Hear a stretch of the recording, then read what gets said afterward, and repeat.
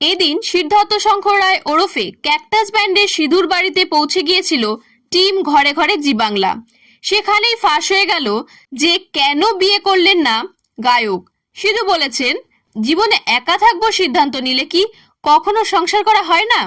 সঞ্চালক বিশ্বনাথ বসু যখন জিজ্ঞেস করেন যে ভাইয়ের বিয়ে দিতে পারলেন না কেন, উত্তরে সিধুর এক দিদি এদিন জানান, সিধুদা আসলে কোন রকম বাধা ধরা জীবন পছন্দ করে না। সিধুদা সবসময় নিজের মতো নিজের স্বাধীনতা নিয়ে চলতে চায়, কিন্তু ওর যতই সংসার না হোক ও ভীষণ গুছানো আর এত ভালো মানসিকতার যে কি বলবো। আমরা সেই জন্য সিধুদাকে নিজের দাদার থেকেও বেশি ভালোবাসি। আর এক মন এই প্রসঙ্গে জানান, আমরা অনেক চেষ্টা করেছিলাম, শাড়ি পর্যন্ত কিনে ফেলেছিলাম ভাইয়ের বিয়েতে যাব বলে, কিন্তু হলোই না, ও করলোই না বিয়ে।